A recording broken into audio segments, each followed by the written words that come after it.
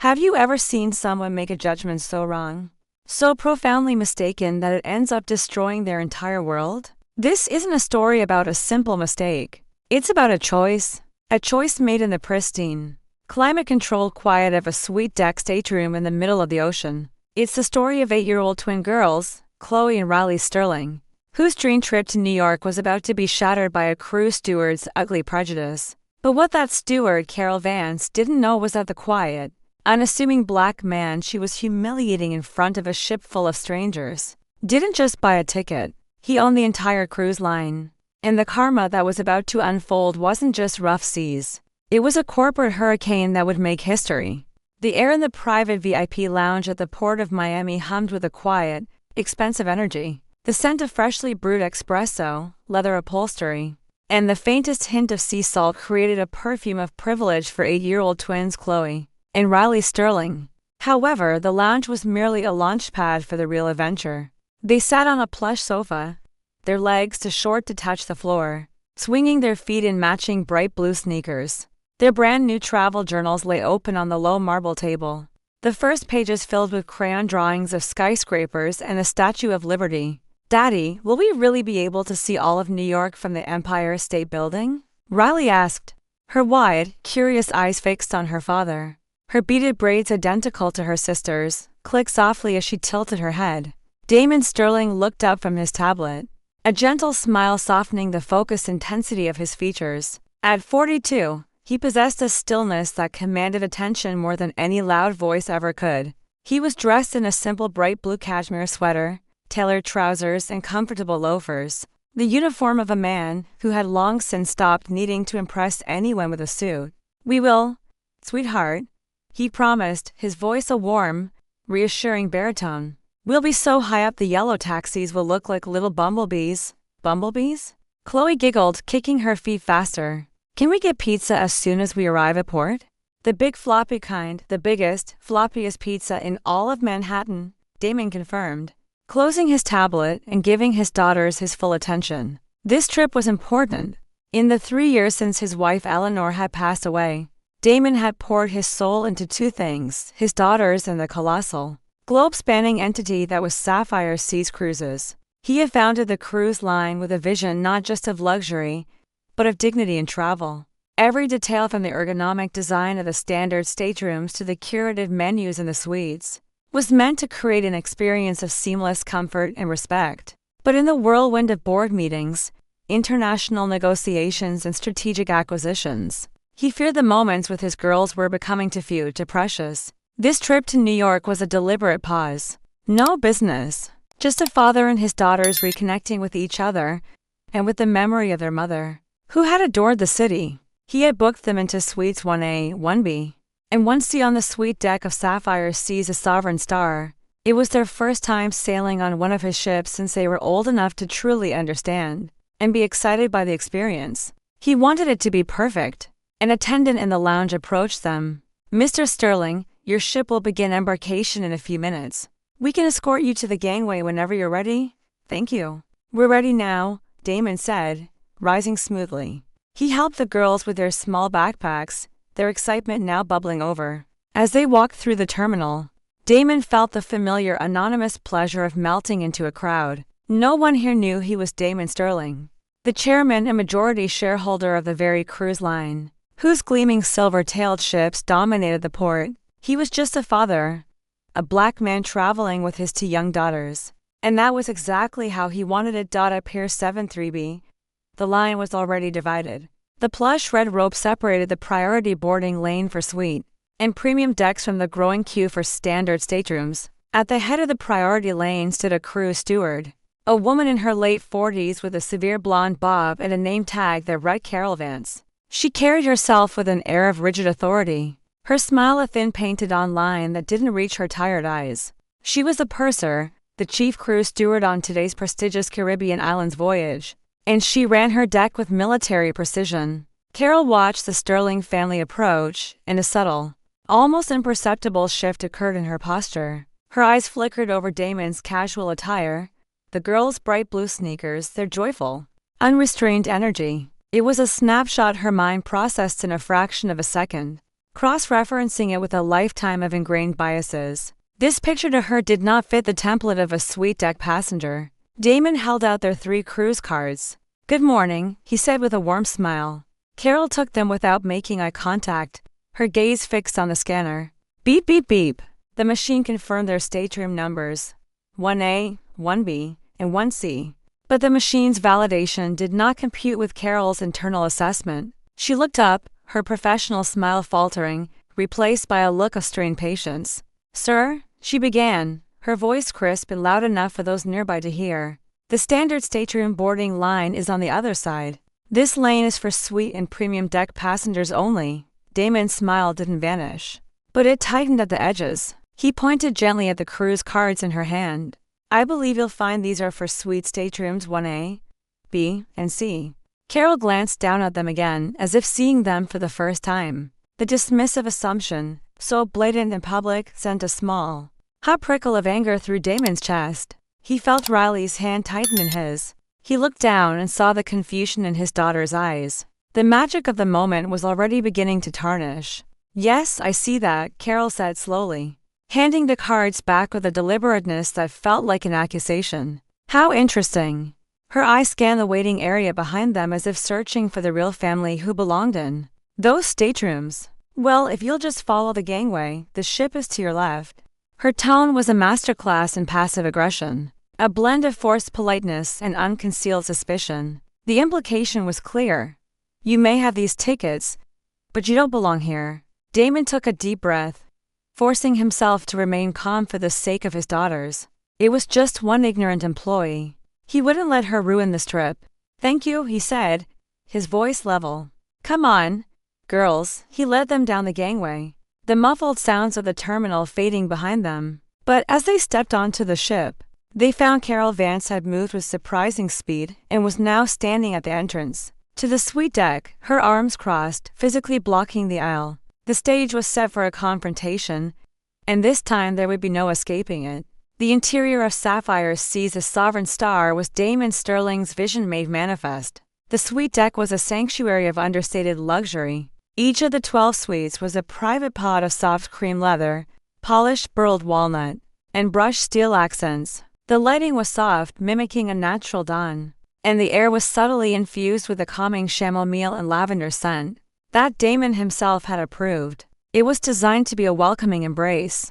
But the figure of Carol Vance, standing like a sentinel at the deck's entrance, transformed it into a fortress. Her smile was gone, replaced by a mask of stern, professional concern. "Sir, I'm going to have to stop you right here," she announced, her voice resonating through the quiet deck, where a few other passengers were already settling in. Damon stopped, his daughters flanking him, their excitement now fully extinguished and replaced by a nervous apprehension. "Is there a problem?" he asked, his patience wearing dangerously thin. "I'm afraid there might be," Carol replied, not looking at him, but at the girls. She then leaned in, lowering her voice to a conspiratorial whisper that was paradoxically more insulting than a shout. "Look, I don't know how you got these tickets. Whether they were won in a contest or perhaps you're using a voucher from a previous travel issue." The insinuation hung in the air, thick and poisonous. Damon felt a cold fury rise within him, but he clamped it down. He would not lose his composure in front of his children. "We purchased these tickets," he said, his voice dangerously quiet. "They are fully paid for. Now, if you'll please step aside. My daughters are eager to find their staterooms." Carol didn't budge. She saw his quiet demeanor not as controlled strength, but as confirmation of her suspicions. In her world, powerful men were loud, brash, and usually white. This man's calm was to her a sign of weakness, of someone who knew he was caught. "Sir, the suite deck has a certain standard of conduct and decorum," she continued, her gaze sweeping over the twins' colorful backpacks and bright blue sneakers with disdain. "It's a quiet zone for our premium guests, many of whom are working or resting. I'm not sure if young children, especially 2 of them, will be able to maintain that atmosphere." It was a breathtakingly audacious move. She had pivoted from questioning the validity of his tickets to questioning his children's right to be there. "My daughters," Damon stated, each word now a carefully chipped piece of ice, "are seasoned travelers. They are better behaved than many of the adults I've seen on these decks." "You have no basis for that assumption." From Suite to D, a man named Daniel Lee, a tech executive from San Francisco, looked up from his laptop. He had been observing the exchange with growing discomfort.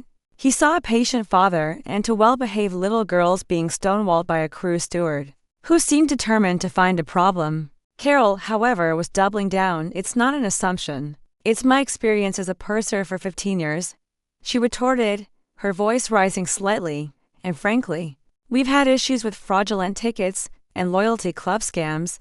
I need to be sure. Do you have the credit card that was used to purchase these staterooms?" This was the final straw. The public humiliation, the baseless accusations, the profiling of his children. It coalesced into a single point of cold, hard resolve in Damon's mind. "No," he said simply. A smirk of triumph flickered across Carol's face. "No. Well, then I can't allow you to." "No," Damon interrupted, his voice dropping an octave, cutting through her tirade with surgical precision. "I will not be showing you my credit card. I will not be justifying my presence. On this ship, we have valid cruise cards for staterooms 1A, 1B, and 1C. You have scanned them. We are getting on the ship. The only remaining question is whether you are going to step aside, or whether I will have to ask your captain to intervene." The mention of the captain gave Carol a moment's pause. It was a threat, a challenge to her authority. The other passengers were now openly staring. An elderly couple in 3A and 3B looked on with disapproving frowns, while Daniel Lee had removed his headphones entirely, his brow furrowed with concern. The quiet deck was now electric with tension. Carol felt a surge of indignation. Who did this man think he was, threatening her on her ship? She made a decision. She wouldn't back down. She would call his bluff. "That won't be necessary," she said, pulling a small radio from her belt. "Sarah, this is Carol. Could you please come to the forward galley? I have a stateroom discrepancy that needs your attention." She was escalating, calling her immediate supervisor, Sarah Jenkins. Sarah was the on-ground embarkation supervisor, a woman known for her strict adherence to rules and for always backing her staff. Riley tugged on her father's sleeve. "Daddy, what's wrong? Doesn't she want us on the ship?" Her voice was a small, trembling whisper, and it cut Damon deeper than any of Carol's insults. He knelt, turning his back to Carol to shield his daughters from her hostile gaze. He looked into Riley's eyes, then Chloe's. "There is nothing wrong with you, sweetheart," he said softly, but firmly. "Absolutely nothing. This lady is just having a very bad day and is making a big mistake. We are going to sit down in our staterooms, and we are going to sail to New York and have the best time. I promise you." He stood up just as Sarah Jenkins arrived, a harried-looking woman with a clipboard and an impatient expression. She came onto the ship, her eyes immediately finding Carol. "What's the problem, Carol? We're on a tight schedule." Carol gestured towards Damon. "This gentleman and his children are holding suite deck tickets, but their presence here feels irregular." He was unable to produce the credit card used for the purchase and became belligerent when I questioned him about deck decorum. She had twisted the narrative completely, painting Damon as an aggressive, uncooperative troublemaker. It was a lie, a grotesque caricature of the truth, and Damon was momentarily stunned by the sheer audacity of it. Sarah didn't even look at Damon. She trusted her senior purser implicitly. She turned to him, her expression already one of stern judgment. "Sir," she said, her voice devoid of any warmth, "we have a procedure for these things. If you cannot verify your ticket purchase and if my purser feels you may be disruptive to the voyage, we have the right to deny sailing or reseat you in a different stateroom." Reseat them. It was the ultimate humiliation, to be deemed unworthy, to be cast out from the front of the ship in full view of the other passengers. Damon looked from Sarah's unyielding face to Carol's smug expression. He saw the tears welling in Riley's eyes. He had a choice. He could unleash the fury that was coiling in his gut. He could make one phone call and have both of these women fired before the gangway was even retracted. He could bring the full crushing weight of his position down upon them right here, right now. But he looked at his daughters and he saw their fear. A public screaming match would only terrify them more. It would validate the ugly scene Carol had created. It would turn their dream trip into a nightmare. His priority, above all else, was to protect them. The reckoning could wait, but it would come. He made his decision. He took the high road, knowing it was a temporary detour on the way to absolute justice. "Fine," Damon said, the word tasting like ash in his mouth. Receipt us. Do what you have to do. Carol's eyes widened in triumph. She had won. She had faced down the challenger and protected the sanctity of her deck. Very well, Sarah said. Nodding curtly, she spoke into her radio. We need to receive 3 passengers from suite to standard stateroom deck. Yes, I'll hold. She looked at Damon with cold indifference. We'll see what's available.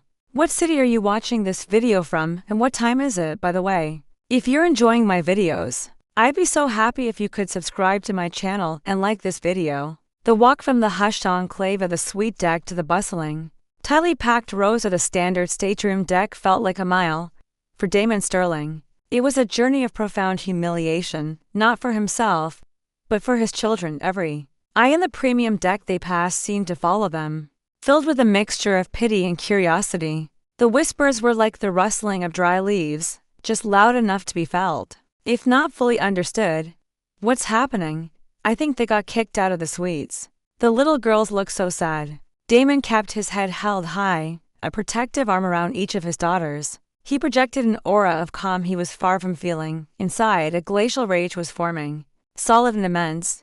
He could feel the slight trembling of Riley's shoulders, and the way Chloe kept her face buried in his side, trying to become invisible. Carol Vance had not just insulted him, she had stolen his children's joy and replaced it with shame. It was an unforgivable sin. Sarah Jenkins led them down the aisle, her face a mask of bureaucratic efficiency. We have an open row, deck 7. Stateroom 2145, 2146, and 2147, she announced without a hint of apology, pointing to a middle row cluster of seats near the galleys and restrooms. The seats were narrow, the legroom minimal. It was a world away from the private suites they had left behind. The girls, who had been so excited about the beds on the ship, now looked at the standard cloth seats with crestfallen faces. Here you are, Sarah said, as if she had done them a favor. She handed him 3 new flimsy paper cruise cards. The stewards in this deck will take care of you. She turned and walked away without a backward glance, her part in the drama complete. As Damon helped the girls get settled, stowing their small backpacks under the seats, he could feel the standard stateroom stewards watching them. The story had likely already spread through the cruise communication system. Problem passengers from suite deck receded. They were marked. The passenger who had the window seat, a young college student with headphones on, barely glanced at them as he crammed his own bag under the seat in front of him. The doors of the ship sealed with a pneumatic hiss, shutting them inside this metal tube of social strata and quiet judgment. Damon settled into the middle seat, deck 7 2146, with a daughter on each side. He secured their safety protocols, his large, capable hands gentle and reassuring. Daddy, I don't like these seats, Chloe whispered, her voice thick with unshed tears. They're squishy, I know. Baby, Damon soothed, stroking her hair. But you know what? It doesn't matter where we sit. What matters is that we're together and we're still going to New York, right? We're still going to see the bumblebee taxis and eat the floppy pizza. He was trying to salvage what was left of their adventure, to rebuild the magic that Carol Vance had so casually shattered. Riley, usually the more stoic of the two, finally let a single tear roll down her cheek. That lady was mean, she said, her lower lip trembling. Why was she so mean to us? How could he possibly explain the complex, ugly tapestry of prejudice and bias to an 8-year-old? How could he tell her that a woman looked at their family and saw not love and excitement, but a threat, a discrepancy, something that didn't belong? Sometimes, Damon said carefully, choosing his words like a man defusing a bomb, people have things inside their hearts that are dark and sad, and they let that darkness spill out and try to ruin other people's sunshine. But we can't let them. We have to keep our own sunshine bright, okay?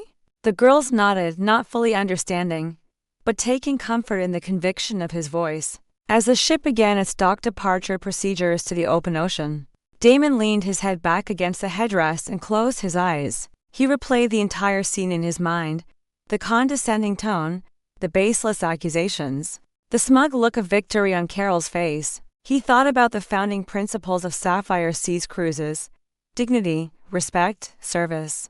These weren't just marketing buzzwords to him. They were the pillars upon which he had built his empire. Today, his own employees had taken a sledgehammer to those pillars, while he and his children stood in the Wreckage dot up on the suite deck. Carol Vance was presiding over her domain with a renewed sense of order. She directed a junior steward to offer a pre-departure champagne. She felt a deep sense of satisfaction. She had handled a difficult situation perfectly. She had identified a potential problem people who clearly didn't belong and were acting suspiciously, and she had neutralized it. She had protected the integrity of her deck and the comfort of her high-value passengers. "Good work back there, Carol," a fellow steward, Mark, commented as they prepared the deck for departure. "You have to be vigilant," Carol said, smoothing down her already perfect uniform. "It's a different world now. You let one standard slip and the whole experience is degraded. Our sweet passengers pay thousands of dollars for this. They pay for peace and quiet, not for disruptions." She looked around the serene deck. Now a perfect picture of tranquility. Daniel Lee in Suite 2D caught her eye. He was looking at her, not with admiration, but with a look of profound disappointment. He shook his head slightly and turned to look out the window. The silent judgment unnerved Carol for a second, but she quickly dismissed it. He didn't understand the pressures of her job. He didn't know what it took to maintain excellence. She did. The engines of the Sovereign Star spooled up with a powerful roar, and the massive ship surged into the open ocean. As it sailed into the bright Florida sun, a chasm opened between the front of the ship and the back. A chasm not just of comfort and luxury, but of perception and reality. In Suite 1B, an empty leather pod sat as a silent testament to Carol's victory. In Deck 7146, Damon Sterling was not defeated. He was waiting. He was a patient man. He had built a cruise line from a single leased ship into a global giant through patience, strategy, and an unerring sense of timing. He knew that revenge was a dish best served cold. But what he was planning wasn't just revenge. It was a reckoning. It was a fundamental systemic course correction, and it would begin the moment they reached port. Chapter 6. The 7-day voyage from Miami to New York stretched into an eternity. For Chloe and Riley, the initial hurt and confusion slowly gave way to the resilient boredom of children. They watched a movie on the small seatback screen, sharing a pair of earbuds, their heads leaning against their father's shoulders. Damon did his best to make them comfortable, asking the standard stateroom stewards for extra pillows and blankets, requests that were met with a cool, perfunctory service. The news of the demoted passengers had clearly made them wary. Damon himself did not sleep or watch a movie. He sat in the cramped middle seat, a silent, imposing figure of stillness. While a storm of calculated thought raged within him, he wasn't just angry anymore. The raw, hot emotion had cooled and sharpened into a diamond hard point of purpose. This was no longer just about Carol Vance and Sarah Jenkins. It was about the culture that had created them, that had empowered them to act on their prejudices with such impunity. It was a cancer within his own company, and he was a surgeon who would cut it out. About 2 days into the voyage, once the meal service was complete and the deck lights were dimmed, he knew it was time. The girls were engrossed in their movie, giggling softly at an animated dog on the screen. He reached into the seat pocket and pulled out the in-cabin magazine. On the back cover was a glossy advertisement for Sapphire Sea's global satellite Wi-Fi service. Stay connected across the seas. He took out his phone, a simple, unassuming device with a heavily encrypted operating system. He paid for the premium Wi-Fi package not with a company card, but with his personal one. He needed a clean, untraceable line. He scrolled through his contacts, a list that could make governments tremble and markets move, and stopped at a single name. Ethan Hayes. Ethan Hayes was the president and chief executive officer of Sapphire Seas Cruises. He was a brilliant, sharp, and occasionally ruthless executive whom Damon had personally headhunted from a rival company. 5 years ago,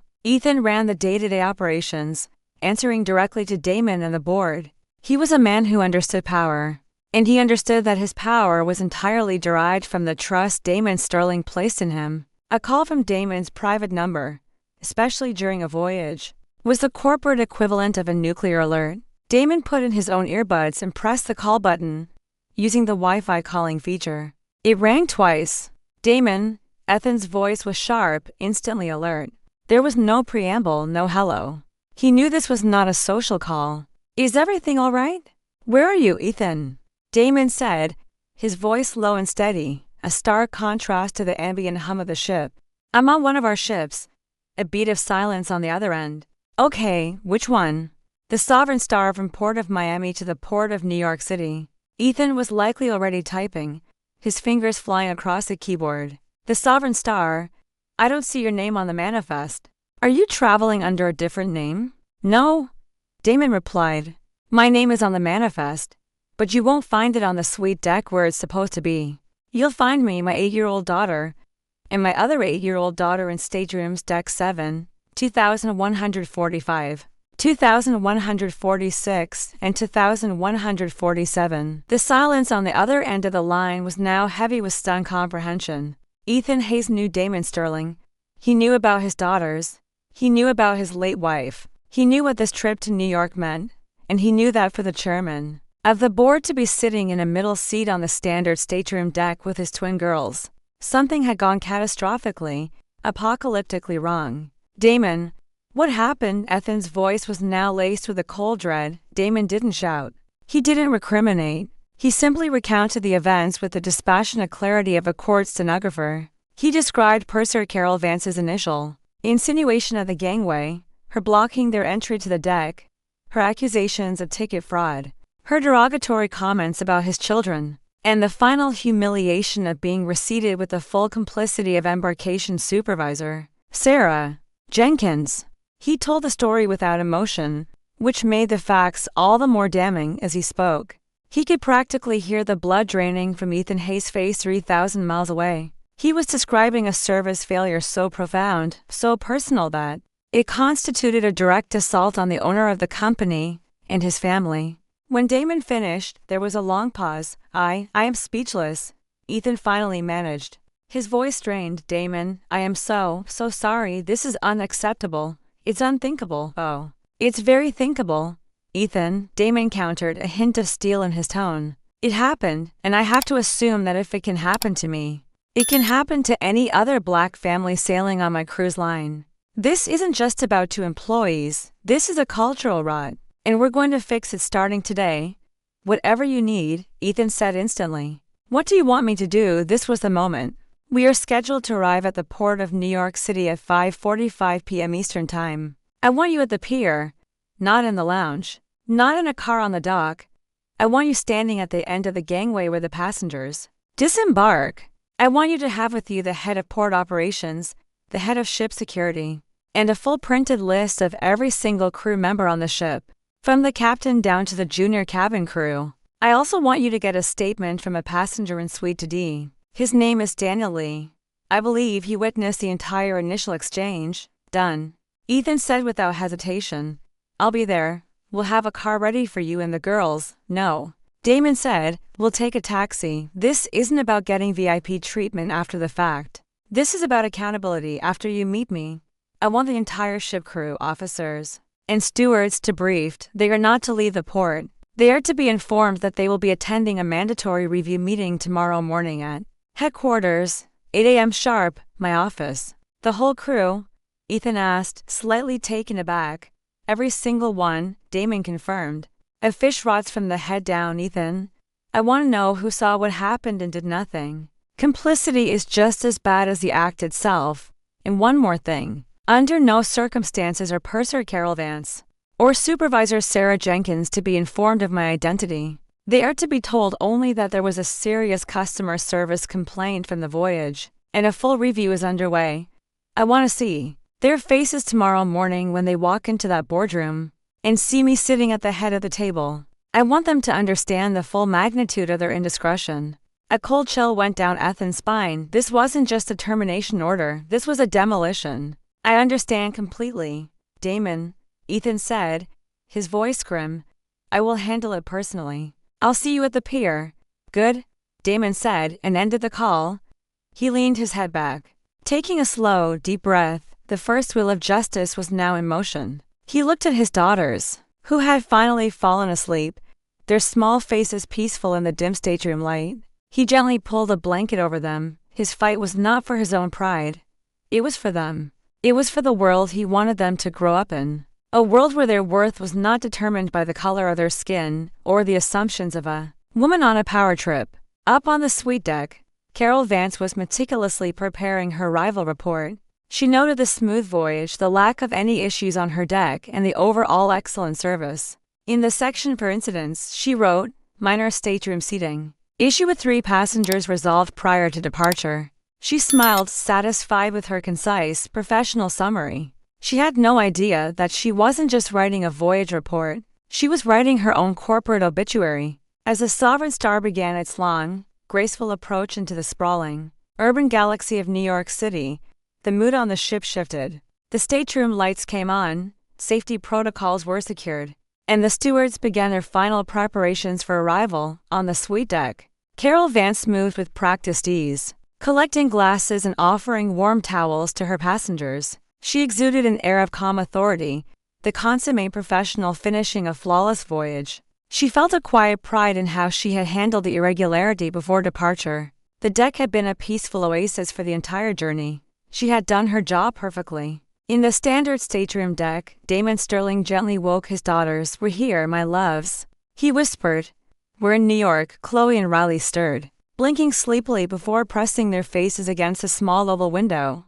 The city, lights spread out below them like a carpet of scattered diamonds. Their earlier sadness was momentarily forgotten, replaced by the sheer wonder of the view. The magic was returning. Damon felt a small measure of relief. The ship docked to the port of New York City with a gentle bump as it secured its position. At the pier, Carol made the final welcome announcement, her voice smooth and confident over the PA system. "On behalf of Sapphire Seas Cruises and this entire crew, we'd like to welcome you to New York. We hope you enjoyed your voyage with us, and we look forward to seeing you again soon." When the ship finally secured and the secure protocol sign pinged off, there was the usual rush of activity. Damon, however, made no move to stand up. "We'll wait," he told the girls. "Let everyone else disembark first. No need to rush." He wanted to be one of the last to disembark. He wanted the stage to be perfectly set. Up front, Carol stood at the door, bidding farewell to the suite passengers. "Goodbye, Mr. Henderson. Thank you for sailing with us. Have a wonderful time in New York." Mrs. Albright, she was a picture of gracious hospitality. As Daniel Lee from Suite to D passed her, he paused for a moment. He looked her directly in the eye, his expression unreadable. "You should know," he said, his voice low and serious, "that how you treated that family, that father and his 2 little girls, was one of the most unprofessional and despicable things I have ever witnessed on a ship."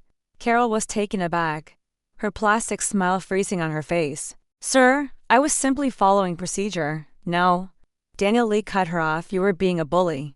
And I hope you're proud of yourself."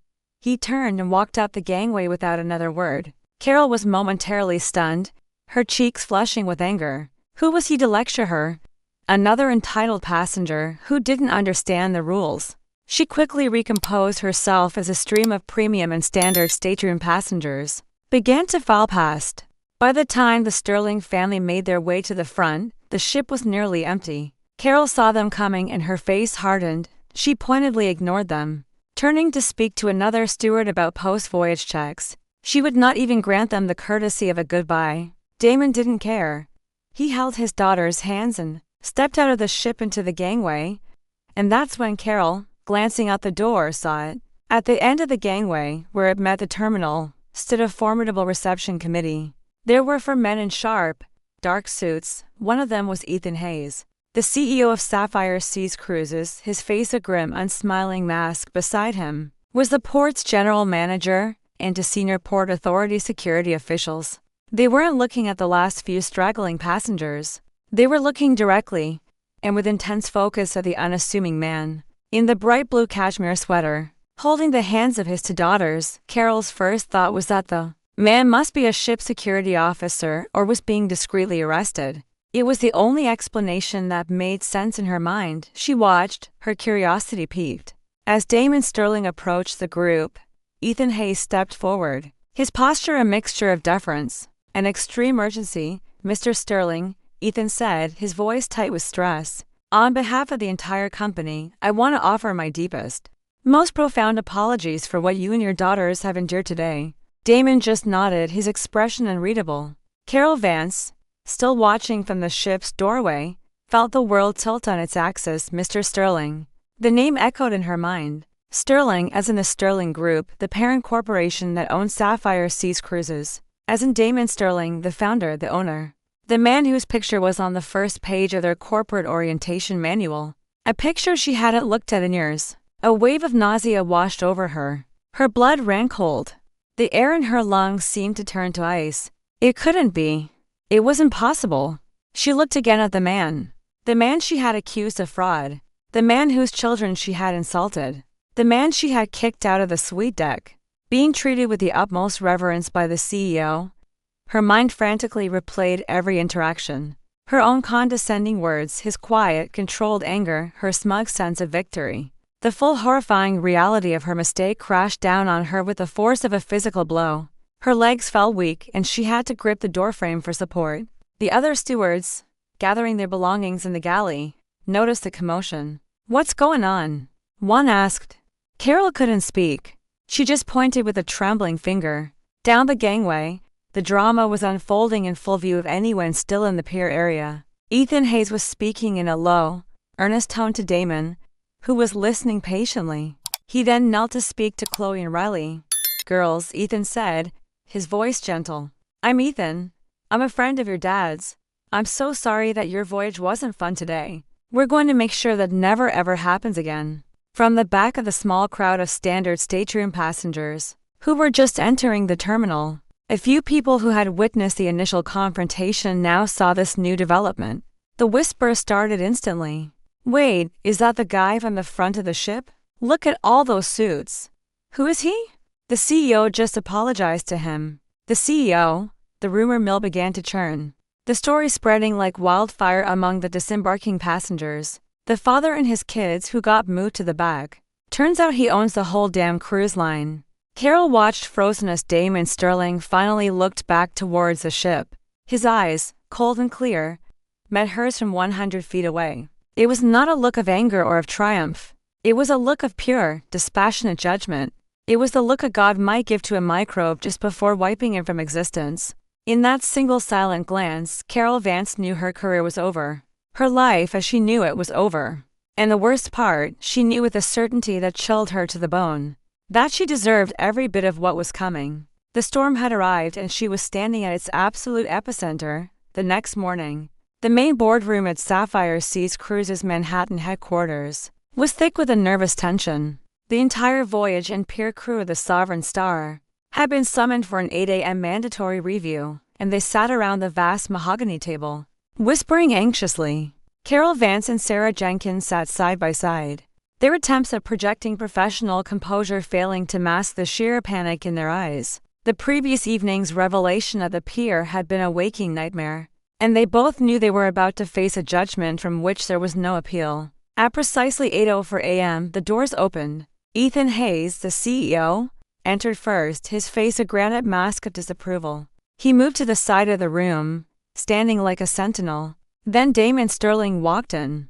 Gone was the unassuming father in the bright blue cashmere sweater. In his place stood the chairman of the board, dressed in a perfectly tailored charcoal suit that radiated authority. He moved to the head of the table with a quiet, deliberate confidence that instantly silenced the room. The crew stared, their faces draining of color as they finally truly understood the identity of the man they had allowed to be humiliated. Damon let the heavy silence stretch for a moment before he opened a file on the table before him. "Good morning," he said, his voice calm but resonant. "I am Damon Sterling. I own this cruise line. Yesterday, my 8-year-old daughters and I were passengers on your voyage." He paused, his gaze sweeping over the crew before landing with laser-like intensity on Carol Vance. Her entire body flinched. "It was meant to be a special trip," Damon continued, his voice dangerously soft. "Instead, it became an object lesson in prejudice and exercise in humiliation, Ms. Vance. I have your arrival report. You described the events as a minor stateroom seating issue. Let's clarify what you consider minor." Carol's face had become a pale, ashen mess. She tried to speak, but her throat was locked in fear. "Allow me to refresh your memory," Damon said, his voice cutting through her paralysis. "You began by publicly shaming my family at the gangway. You then physically blocked our entry to the suite deck, suggesting we had obtained our tickets fraudulently. You challenged the very presence of my children, citing decorum, a thinly veiled insult. When I calmly stood my ground, you lied to your supervisor, Miss Jenkins, painting me as belligerent to justify your actions. Finally, you had us removed from our paid-for staterooms. Is that an accurate summary of your minor issue? Tears were now streaming down Carol's face. Mr. Sterling, I didn't know it was you. I was just trying to follow procedure. Procedure? Damon's voice was sharp as glass. There is no procedure at this company that calls for bigotry. There is no rule that allows an employee to profile a family based on their race or their attire. You weren't following procedure. You were acting on your own ugly assumptions. You didn't think. You judged. He shifted his gaze to Sarah Jenkins, who visibly trembled. And you, Miss Jenkins, a leader's role is to seek the truth. You did not. You arrived, accepted a biased and false report without question, and immediately passed sentence. Your failure was not a simple mistake. It was a complete abdication of your responsibility. Finally, he looked to the rest of the silent, shamefaced crew. To the rest of you, you saw what was happening. You saw a family, two small girls being treated with disrespect, and you did nothing. Your silence made you complicit. It endorsed the behavior and allowed it to escalate. A heavy guilt settled over the room. He was right. They had all been bystanders to injustice. Damon Sterling leaned back in his chair. This behavior is a disease in my company. Today we begin the cure. Ethan Hayes stepped forward, his voice booming with authority. Effective immediately, Carol Vance's employment with Sapphire Seas Cruises is terminated. Sarah Jenkins, you were demoted from your supervisory position and placed on a 12-month probationary review. The rest of this crew will be enrolled in a mandatory intensive anti-bias and sensitivity training program. Failure to pass will result in termination. The verdict was stunning in its severity. But Damon Sterling held up a hand. He wasn't finished. This will not be swept under the rug, he said, his voice now cold with purpose. In fact, your failure, Ms. Vance, is about to become your legacy. We are launching a new company-wide overhaul of our customer service training. It will be a multi-million-dollar program called the Chloe and Riley Initiative, and its core curriculum will be a case study detailing the events of the Sovereign Star's voyage, used to teach every single employee of this cruise line what happens when prejudice goes unchecked. Your actions will serve as the ultimate example of what not to do. You will be an anonymous footnote, but your failure will educate this company for the next decade. It was the final devastating blow, a karmic justice so complete it was breathtaking. She would not just be forgotten. Her shame would be immortalized as a lesson. You are all dismissed, Damon said. Ms. Vance, security will escort you from the building. As a shaken crew filed out, Carol Vance remained, a collapsed figure of ruin. Two security guards approached her chair, their presence a silent, final confirmation that her world had just ended. She had guarded a velvet rope only to discover she barred the king from his own castle, and in the process had exiled herself forever. The fallout from the boardroom reckoning was swift and seismic. Within hours, Ethan Hayes had issued a company-wide memo announcing the Chloe and Riley Initiative. The language was unflinching. It spoke of a profound service failure at the highest levels of the company and a renewed, ironclad commitment to dignity, respect, and inclusivity for all passengers. It sent a shock wave through the entire organization. The message was crystal clear. The old way of thinking was over. The era of assumptions and biases was dead. The story inevitably leaked. An anonymous member of the crew, shaken and impressed by Damon Sterling's actions, spoke to a reporter. The tale of the cruise line owner being kicked out of his own suite deck became an instant media sensation. It was a modern-day fable of karma and corporate justice. Sapphire Seas Cruises, instead of suffering a PR nightmare, was praised for its transparency and decisive action. Bookings surged as the public rallied behind a company that was not just willing to admit its flaws, but to name an entire corporate-wide initiative after the children who had been wronged. The Chloe and Riley Initiative became a symbol of positive change. For Carol Vance, the aftermath was a free fall into obscurity. Terminated for cause, with her actions set to become industry law, she was effectively blacklisted. No other major cruise line would touch her. The career she had dedicated her life to, the source of her pride and her identity, vanished overnight. She lost her high-rise apartment with a view, forced to take a job as a cashier at a discount retail store to make ends meet. Every day, as she scanned items and gave polite, forced smiles, she was haunted by the memory of two little girls with beaded braids and the quiet, powerful man she had so grievously misjudged. Her punishment wasn't just the loss of a job. It was the crushing daily weight of her irreversible mistake. Sarah Jenkins took her demotion with a humbled silence. She excelled in the new training program, becoming one of its most ardent advocates. Desperate to atone for her failure of leadership, she learned to listen, to question, and to see the person beyond the ticket.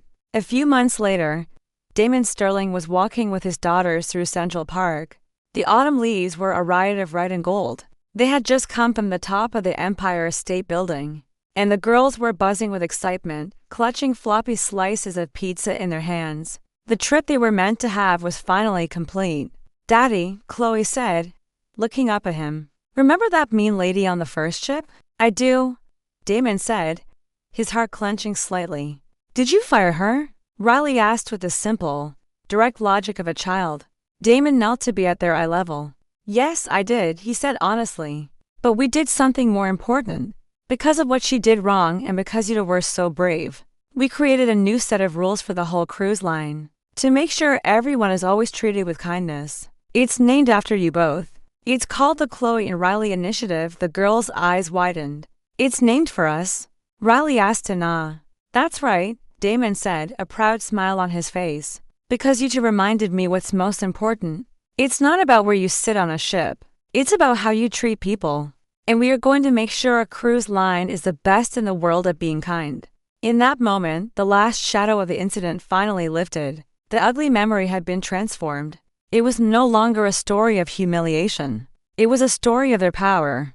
It was a testament to the fact that even a painful experience could be the seed of something good and lasting. Later that week, back in his office, Damon found a package on his desk. It was from Daniel Lee, the passenger from Swede to D. Inside was a simple note in a children's book about New York City. The note read, "Mr. Sterling, I was on the Sovereign Stars voyage. I wanted to say how much I admired your restraint and dignity in a situation where I know I would have had none. What I saw after we arrived at the port of New York City reaffirmed my faith that sometimes justice does prevail. Please give this to your daughters. They are lucky to have a father who not only owns a cruise line, but knows how to steer it in the right direction. Sincerely, Daniel Lee." Damon Sterling smiled. He looked at the framed photo on his desk of Chloe and Riley, their faces bright with laughter. He had built an empire of steel and hulls, but its true foundation, he knew, would always be built on dignity. The ocean was his business, but his daughters were his world, and he would move heaven and earth to protect them both. What an incredible journey of injustice and ultimate vindication. This story is a powerful reminder. True strength isn't about shouting the loudest. It's about the quiet, unshakable resolve to do what is right. Damon Sterling could have made a scene, but instead he chose a path that didn't just punish one person, but transformed an entire corporate culture, creating a legacy of positive change named after his daughters. It shows us that the consequences of our biases can be immense, and the impact of standing up for dignity can ripple out in ways we can't even imagine. If this story of karmic justice moved you and made you believe in the power of quiet strength, please take a moment to hit that like button. It really helps the channel. Share this video with someone who needs to hear a story of real-world consequences and ultimate good. And most importantly, if you haven't already, please subscribe and turn on notifications for more true life stories of drama, karma, and unexpected twists. What would you have done in Damon's shoes? Let me know your thoughts in the comments below. Thank you for listening.